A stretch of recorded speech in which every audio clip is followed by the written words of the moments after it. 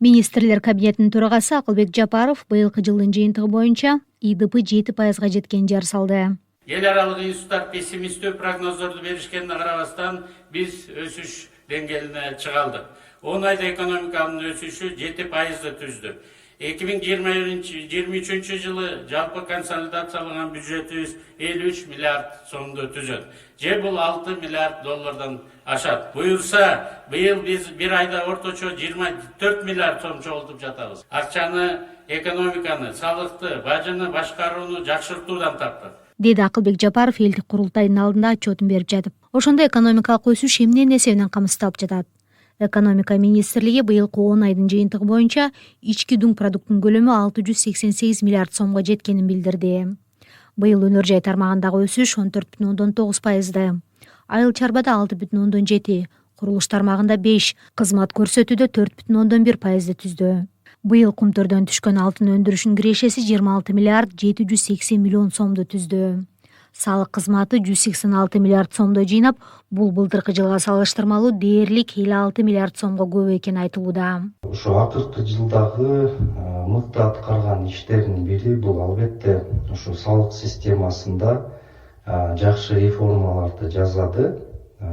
Эгер тактап айта кетсек, ошо санариптик технологияларды ошо салык чогултууда колдонууда, могул өзгөчө кызмат көрсөтүүлөрдөгү ишкерлерди ошо салыктарын төлөөдө жеңилдетүүнү, технологиясын жеңилдетүүнү албетте көтөрдү деп айтсак болот. Ошонун негизинде биздин экономика, мындай көмүскө экономика ачыкка чыкты деп айтсак болот. Анан дагы бир жагы биздин ишкерлерде дагы ошо акыркы жылдарда мындай элдерде кандайдыр бир патриоттуулук, ошо салык төлөө маданияты мындай пайда боло баштады деп айтсак болот, дейт экономист Кубанч Чороев.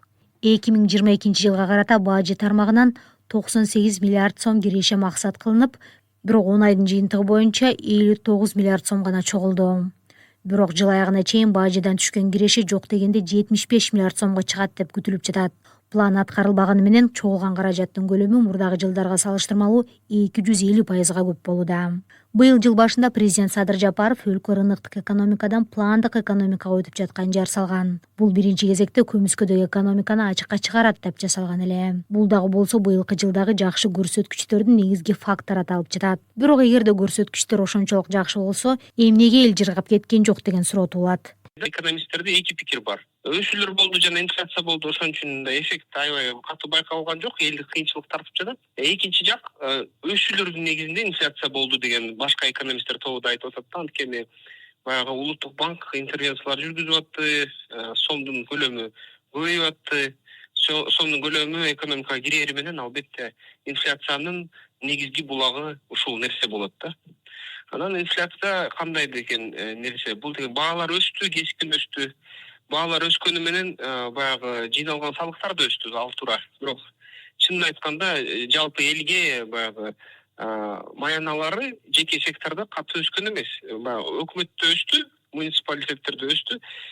Жеке сектордо өскөн жок, ошон үчүн элдин көбү кичи бизнес ошо жашоо сапатын ылдыйлап калды, анткени көп нерсени өзүнө алганга мүмкүнсүз болуп калды да. Ушундай да көрүнүштөр болду, дейт экономист Искендер Шаршеев. Улуттук статистика комитетинин билдирүүсүндө өлкөдөгү инфляция азыр 14,5%ды түзүүдө.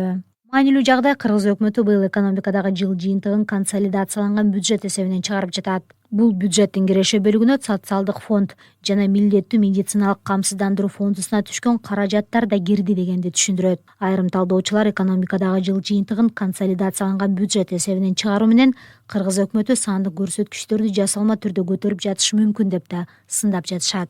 Сиздер BBC дүрбүсүндө подкастын уктуңуздар. Аны бул жолу мен Эланора Сагындык кызы алып бардым.